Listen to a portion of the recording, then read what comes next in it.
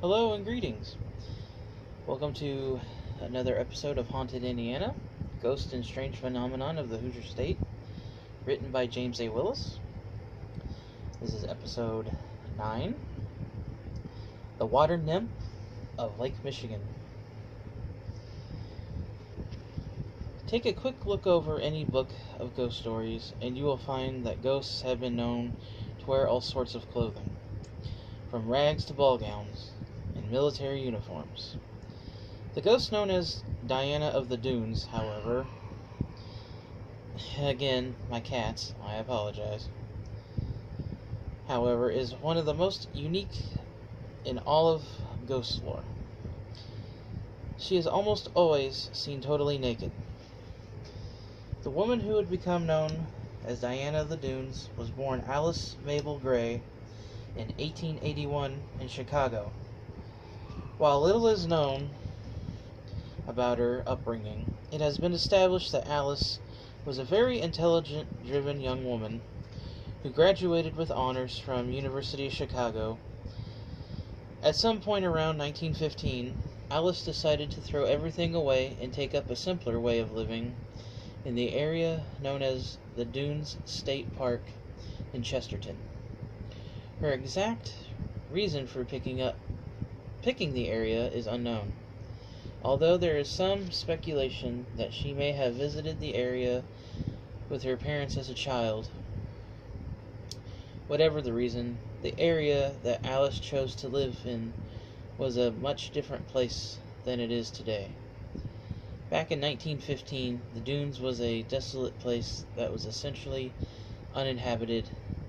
In fact, Alice later wrote that she slept out of the dunes for several nights until she came upon a house, which was nothing more than an old abandoned shack in which she could take up residence. She had with her nothing more than some simple necessities, 2 guns and a blanket. Sounds good to me. The first sighting of Diana of the Dunes came in the spring of 1916 when a fisherman went by a cabin he thought was abandoned and was shocked to see a naked woman swimming in the nearby lake, Michigan. After returning to town and telling a few friends what he had seen, the word quickly spread of a water nymph frolicking naked in the lake. Before long, local news reporters were headed out to the dunes to try and track this woman down. Initially, Alice hid from the reporters. After all, she had come to the dunes seeking solace and isolation. Hounding reporters was the last thing she wanted to deal with. Eventually, though, she gave in and granted an interview to a reporter from the Chicago Examiner. Once that story hit the news wire, it quickly spread, with other reporters adding their own flowery and exaggerated language to the tale, and suddenly Alice was now Diana of the Dunes. No explanation has been given for the Diana moniker. Perhaps it just sounded good. As the news of Diana spread, more and more people came to the dunes hoping to see the now famous woman. Diana did her best to be polite, but she clearly wanted to be alone. That's why everyone was caught a bit by surprise when around 1921 she began to be seen in the company of a local drifter named Paul Wilson. The couple remained together for several years, and by most accounts, the relationship was very volatile. It was reported that Wilson often beat Diana. One thing is for certain, once she met Wilson, Diana's desire for a quiet, simple life was over.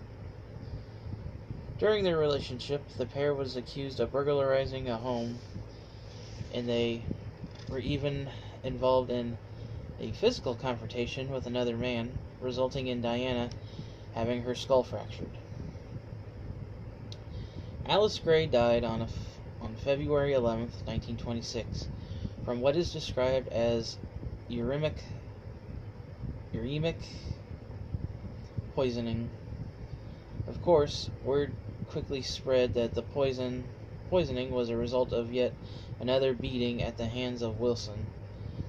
True or not, Wilson didn't get any bonus points by opting to have her remains buried in Oak Lawn Cemetery in Gary. It was believed that Alice wanted to either be buried in her family's plot in Illinois or else be cremated and have her ashes spread across the dunes she had come to know and love. The sad fact is that Alice's final resting place ended up being an unmarked grave in a pauper's field in Oak Lawn Cemetery. Perhaps that's the reason why, even today, people report seeing the naked ghost of Alice Gray playing in the waters of Lake Michigan and walking slowly among the dunes. Maybe she felt the need to go back to the simple way of life that she had so craved when she was alive. I hope you've enjoyed this tale.